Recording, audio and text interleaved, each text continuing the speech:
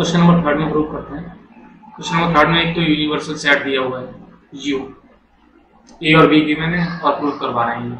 Basically ध्यान से देखो तो ये डे मॉर्गन लॉज है।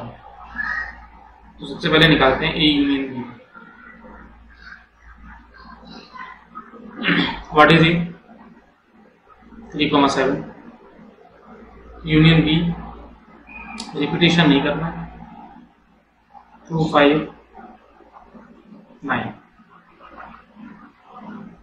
हम निकालेंगे A union B hold S. A union B hold S का मतलब क्या है? Elements which are not in A union B, और इसमें तो मिलेंगे वो। तो 2, 3, 5, 7, 9।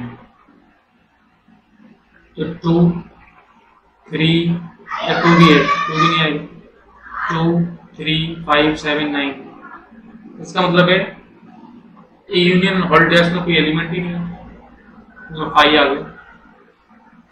ठीक है, इक्वेशन नंबर 1। अब निकालते हैं हम लोग ए डैश। तो ए में क्या है? 3 और 7, ये लिखा हुआ है। तो यहाँ आएगा ए डैश में 2, 5, 9। फिर निकालते हैं बी डैश। बी में ये लिखा हुआ है, तो बी डैश में क्या आएगा? 3,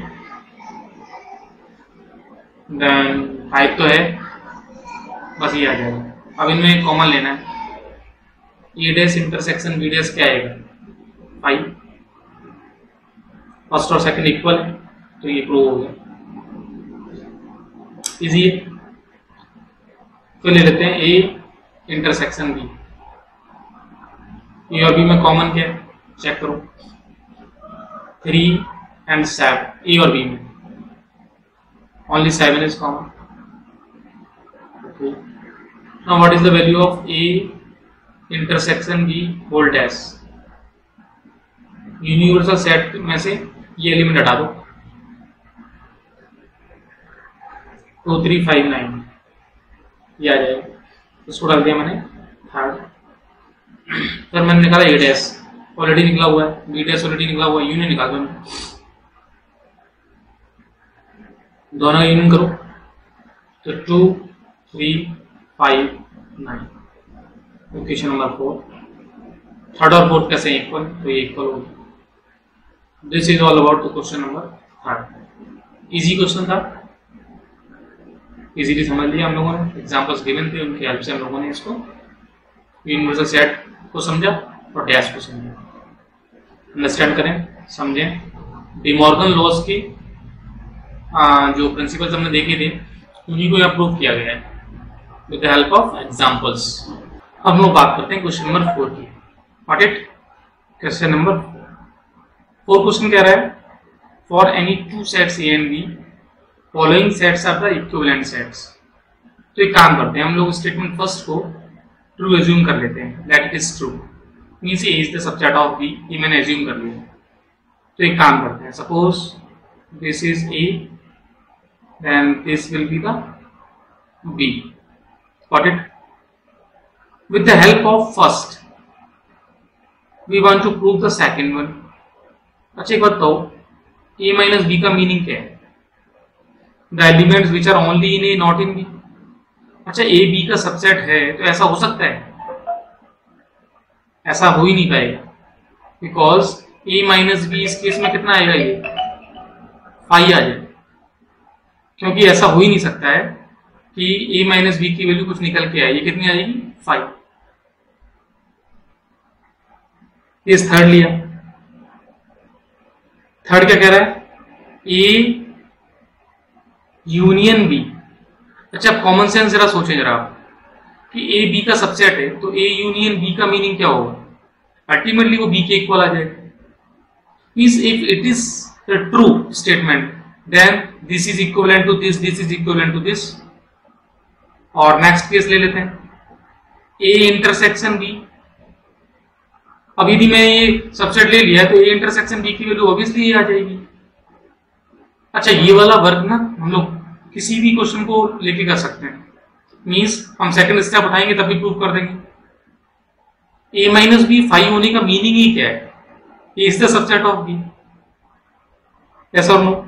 यदि इसका इंटरसेक्शन सपोज ए आ रहा है तो इसका मीनिंग ये है कि A is the subset of B, otherwise intersection B कैसे आता है, ए कैसे आता है? मींस ये सारे के सारे जो है ना वो इक्विवेलेंट रिलेटेड ही हैं, और मैं कहूं कि ये सारे स्टेटमेंट सेम है। अगेन रिपीट करें, सुनो। जैसे सपोज मैंने कहा कि a माइनस बी 5 है, इसका मीनिंग क्या हुआ कि ऐसा कोई एलिमेंट है ही नहीं a में जो b में ना हो। इसको रीड करो, means all elements of a lies in the b। Yes और no? That's why we can say a is the subset of b। फिर हम साइमल्टेनियसली ये प्रूव कर सकते हैं, a यूनियन b कितना आ जाएगा, b आ जाएगा, और a इंटरसेक्शन b कितना आ जाएगा, a आ जाएगा। अंडरस्टूड? क्वेश्चन नंबर 4 ले लिया। क्वेश्चन नंबर 5 की बात करते हैं। देखिए इसका फर्स्ट पार्ट कह रहा है a intersection b equals to a intersection c need not imply b equals to c। कैसे प्रूव करें? ये काम करते हैं। सपोज मैंने एक सेट ले लिया 1, 2, एक सेट बी ले लिया, मुझे बस इंटरसेक्शन कॉमन चाहिए, तो मैंने ले लिया 2, 3, 4, एक सी ले लिया, मैंने 2 और 3 ले लिया। अब मुझे बताओ ए इंटरसेक्शन बी कितना आएगा, फाइंड करो। ऑब्वियसली कॉमन एलिमेंट 2 है तो 2 आ जाएगा। ए इंटरसेक्शन सी कितना आएगा, फाइंड करें, ये भी 2 आ जाएगा। लेकिन मैं ये तो कह दूंगा बी को सी आ गया, बोलो तो सिंपल सा प्रूव है ये। अब हम बात करते हैं क्वेश्चन नंबर 5 के सेकंड पार्ट की। ओके, 5 का सेकंड पार्ट। क्वेश्चन क्या कह रहा है, A is the subset of P, A is the subset of P implies you have to prove that C minus B is the subset of C minus A। Okay, अच्छा basic concept जो मैं समझाऊंगा वो ध्यान से समझना है। कभी भी जैसे मैं आपसे कहूँ कि x belongs to A implies x belongs to B, इसका जो डायरेक्टली मीनिंग है ना वो है A is the subset of P। Means ये दोनों प्रोसेस, इफ x A में और आप उसके साथ ये प्रूव कर लो कि x B में भी, then we can say A is the subset of B। इस बात को हम लोगों को दिमाग में रखना है, और कभी भी ऐसा होता है कि किसी को सबसेट प्रूव करना है तो हम ये प्रूव कर रहे हैं, जैसे मुझे इसको इसका सबसेट प्रूव करना है, ठीक है, और ये मुझे गिवन है, तो मैं क्या करूंगा, x belongs to C minus B, ये मैंने लिया। अब मैं इसको सिंप्लीफाई करके सॉल्व करके x belongs to C minus A prove कर लूंगा। अच्छा x C minus B में इसका मीनिंग क्या हुआ, इसका सिंपल मीनिंग हुआ कि x C में है एंड x B में नहीं। ये बात हमारे पास समझने वाली बात है कि हमें याद रखनी चाहिए कि what is the meaning of C minus B। अच्छा एक बताओ, x B में नहीं है और A B का सबसेट है, तो ऑब्वियसली x जब B में नहीं है तो x A में भी नहीं होगा। मीन्स यहाँ मैं लिख सकता हूँ x belongs to C and x not belongs to A। अब इस वाले सेटअप को ध्यान से देखो कि x C में नहीं है और x A में नहीं है, तो बेसिकली x जो है वो है कहाँ है, इसका मीनिंग हुआ x belongs to C minus A। और यहाँ से देखो, यहाँ में स्टार्ट किया था मैंने यहाँ से कि x C minus B में है, और मैंने क्या प्रूव कर दिया कि x C minus A में है। अच्छा यहाँ पे सिर्फ इस बात पे यूज किया है कि A is the subset of B, जो ये गिवन कंडीशन थी उसका यूज किया। तो जब भी ऐसा आता तो मैंने क्या बोला था कि now it is confirm that C minus B is the subset of C minus A। और यही क्वेश्चन नंबर 2 में प्रूव करना है। Got it? क्वेश्चन नंबर 6 की बात कर लेते हैं हम लोग। क्वेश्चन नंबर 6 में कह रहा है for any 2 sets prove that. ठीक है, प्रूव है कि A union A intersection B, इसकी वैल्यू हमें प्रूव करवानी है। क्या है क्वेश्चन कर रहा है, इसकी वैल्यू ए आ रही है। अच्छा, इसको यदि कॉमन सेंस से भी देखेंगे लोग तो ए इंटरसेक्शन बी का मीनिंग क्या है? ऐसा एलिमेंट जो ए और बी में कॉमन। ठीक है, अच्छा जैसे मान लो इसको मैं आपसे कहूँ कि मेरे पास ये डायग्राम ले लिया और सपोज इसको थोड़ा सा छोटा कर लेते हैं।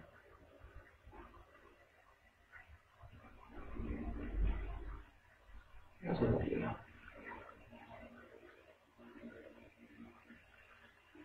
और छोटा कर लिया। ठीक है, चलो ये हो गया। एक सेट और ले लिया हमने यहाँ पे, ये ले ली। ठीक है, अब इसको प्रूव करते हैं। जैसे मैं ये कहूँ कि मेरे पास ए इंटरसेक्शन बी का मीनिंग क्या है? ए इंटरसेक्शन बी को ये हम लोग वाइट एक और कलर ले लेते हैं। What is the meaning of A intersection B? A intersection B का मीनिंग क्लियर है कैसा? उसका ए के साथ यूनियन लेना है, तो ए के साथ यूनियन लोगे तो ऑब्वियसली पूरा केस आ जाएगा ये। और यदि डार्क पोर्शन को ध्यान से देखें तो पूरा सेट ए आ चुका है, मींस प्रूव हो जाएगा। ठीक है ना? तो ये सिंपल सी बात है, अपन वेन डायग्राम से ही प्रूव कर लिया हम लोगों ने। सपोज इसके सेकंड पार्ट को प्रूव करना है। सेकंड पार्ट ये गिवन है A intersection A union B. तो ये भी सिंपल सा ही है, मीन्स हमें जो प्रूव करना है मैं लिख लेता हूँ यहाँ पे A intersection A union B. मतलब कॉमन सेंस की बात हो गई कि ए यूनियन बी का इंटरसेक्शन लेना है ए के साथ। अच्छा, ए यूनियन बी में तो ये सारा सेट आ जाएगा।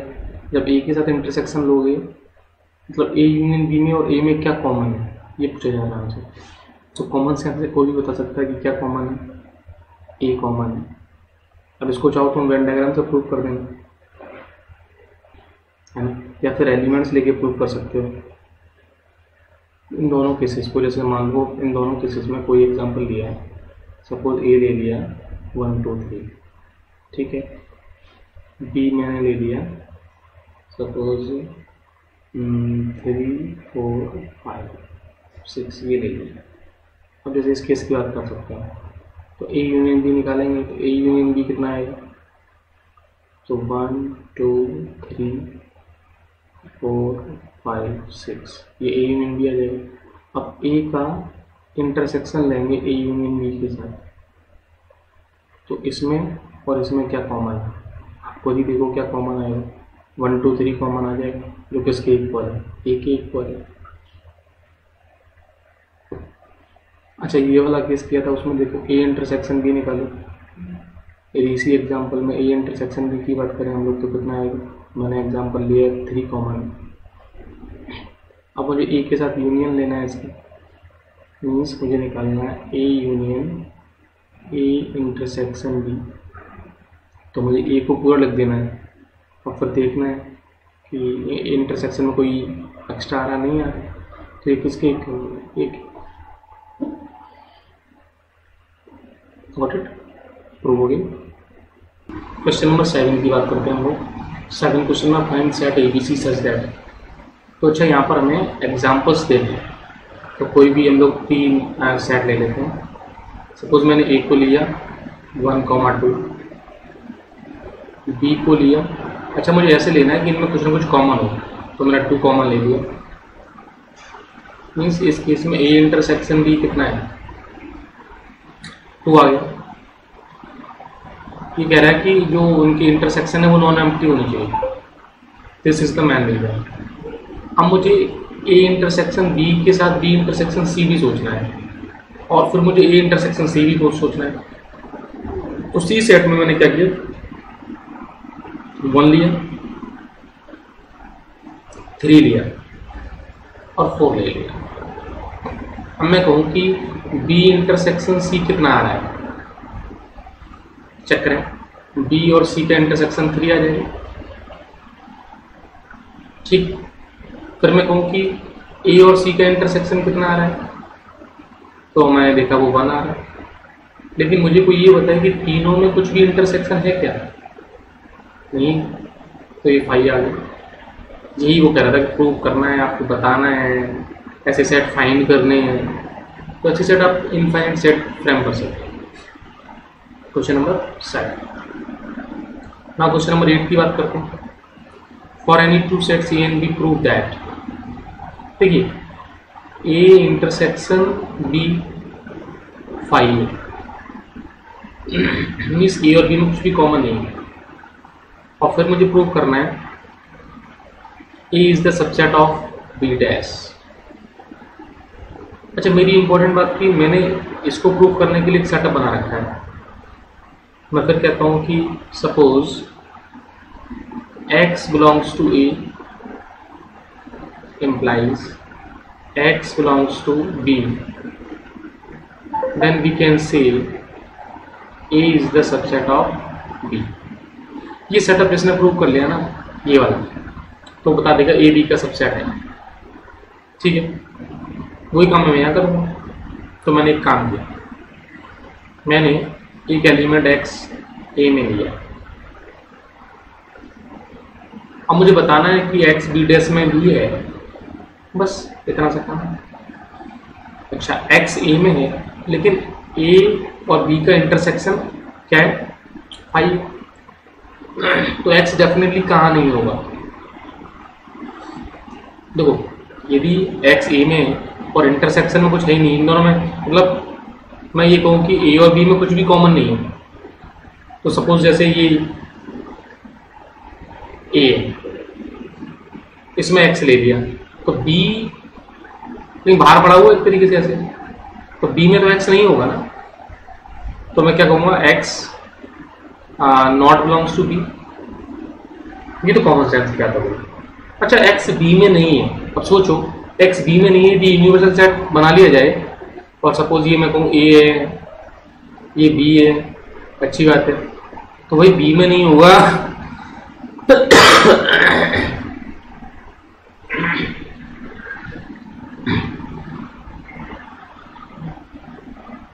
सपोज बी में नहीं होगा, तो यूनिवर्सल सेट में कहीं ना कहीं तो होगा।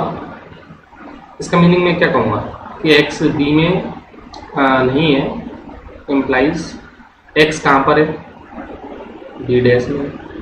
देखो ये प्रूव आ गया, x ए में इम्प्लाइज x बी में है, तो मैं क्या कहूँगा, a is the subset of B dash.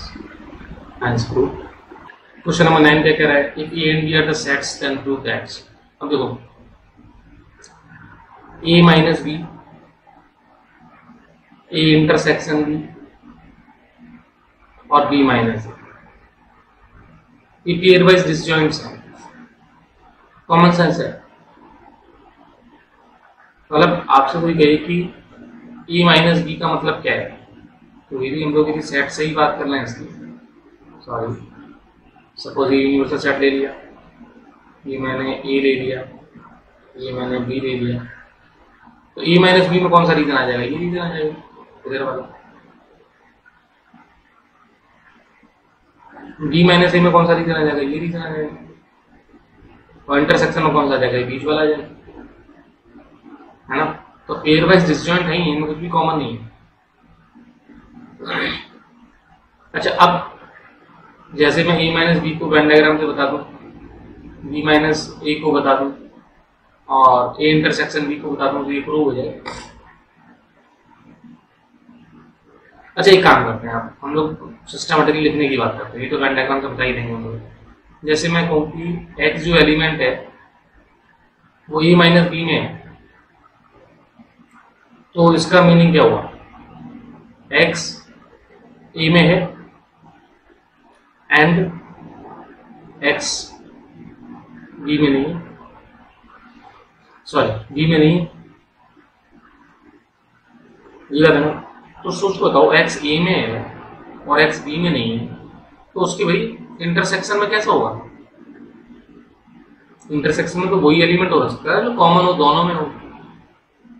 तो मैं इंप्लाइज लिख सकता हूं कि एक्स ए इंटरसेक्शन बी में नहीं हो।